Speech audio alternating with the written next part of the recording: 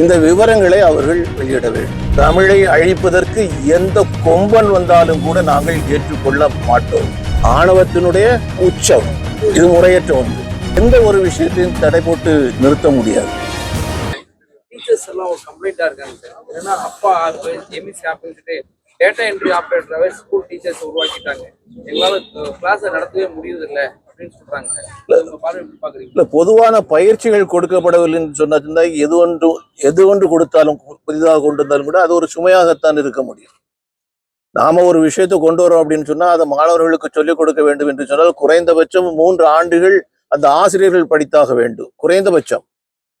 ஏன்னா நவீன யுக்திகள் வந்துகிட்டு இருக்கும், நவீன பாடங்கள் வந்துகிட்டு இருக்கும், அதெல்லாம் அவர்கள் படித்து கொள்ள வேண்டும். அது இல்லாம நாம பாடத்தை கொண்டு வந்தாச்சு நீங்க வந்து நடத்துங்க அப்படின்னு சொன்னாச்சுன்னா அவர்களால் நடத்த முடியாது. எக்ஸாம் டைம் வேறு நெருங்கிட்டு இருக்குன்னா எங்களுக்கு இந்த டேட்டா என்ட்ரி ஆப்ரேட்டர் வேலை செய்யறதுக்கு சரியான டைம் இருக்கு. எங்களுக்கு குழந்தைகளுக்கான பாடத்தை சொல்லிக் கொடுக்க முடியல அப்படின்னு ஒரு குறையா தமிழக அரசு மீது அவங்க சொல்லியிருக்காங்க.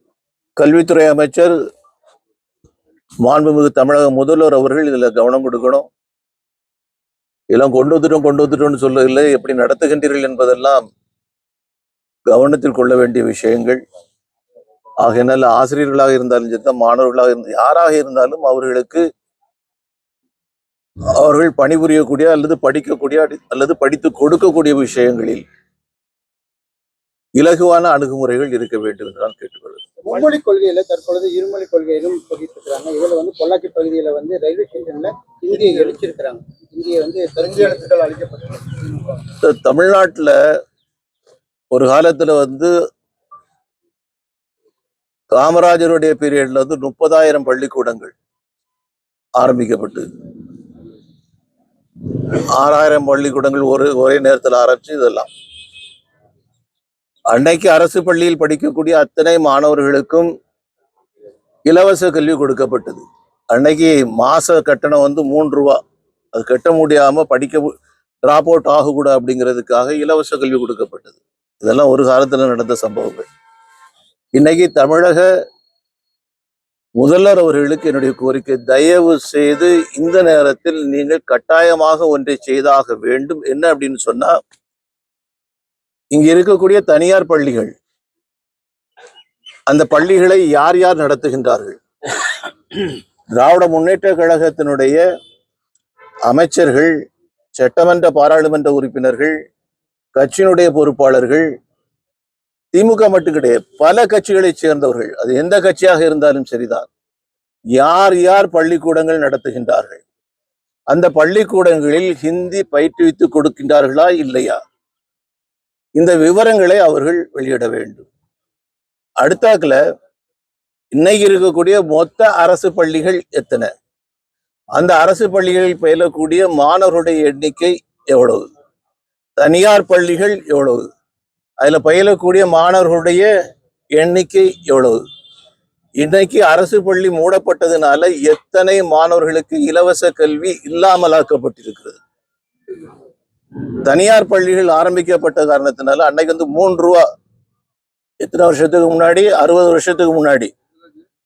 இன்னைக்கு தனியார் பள்ளிக்கூடங்கள்ல படிக்கணும் அப்படின்னு சொன்னாச்சுன்னா ஒரு மாணவருக்கு மிக குறைந்தபட்சம் 30,000 ரூபாய், குறைந்தபட்சம் 30,000 ரூபாய் அவங்க கட்ட வேண்டிய நிலைமையில் இருக்கு. அப்ப தமிழக மாணவர்களை, தமிழக ஏழை குடும்பங்களை வஞ்சிக்கக்கூடிய வகையில ஏன் இவர்கள் இந்த தனியார் பள்ளிக்கூடங்களை கொண்டு வந்தார்கள்? இதே பயிற்சியை ஏன் இவர்களால் அரசு பள்ளிக்கூடங்களில் செய்ய முடியவில்லை? அதெல்லாம் பண்ணிக்கிட்டு நீங்க மும்மொழியோ 4 மொழியோ எது வேணாலும் நீங்க சொல்லுங்க, அது ரெண்டா பார்த்துக்கிடுவோம். என்னை பொறுத்த வரைக்கும் மிக தெளிவாக ஒன்றை சொல்லுகின்றேன், தமிழ் நம்முடைய உயிர். தமிழை அழிப்பதற்கு எந்த கொம்பன் வந்தாலும் கூட நாங்கள் ஏற்றுக்கொள்ள மாட்டோம்.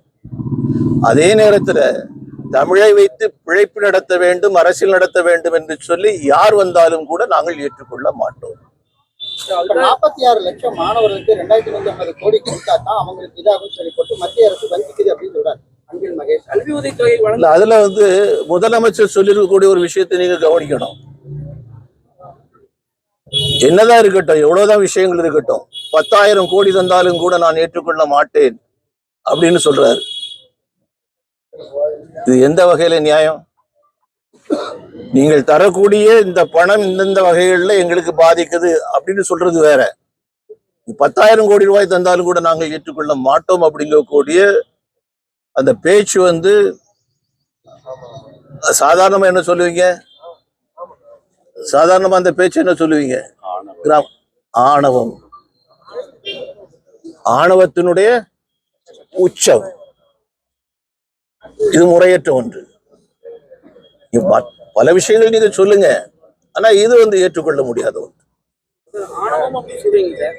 அது ஸ்டாலின் சார் சொல்ற விஷயம் என்னன்னா, என்ன நீங்க லெவலுக்கு போனாலும் அதுக்குள்ள எங்களால் ஒரு நொடியில உங்களுக்கு வரி கூட நாங்க கட்ட முடியாத அளவுக்கு நாங்க பண்ணுவோம் அப்படின்னு சொல்றோம் அப்படின்னு சார். அப்படிங்கிறது இது வந்து இந்த பழைய காலத்துல ஒரு முனிவரை பற்றி சொல்லுவாங்க, கொக்கென்று நினைத்தையா பொங்கனவா. அமித்ஷா அவர்களுடைய வருகை அவர் கருப்பு கொடி காட்டுறதா வந்து சில அமைப்புகள் சொல்லியிருக்காங்க.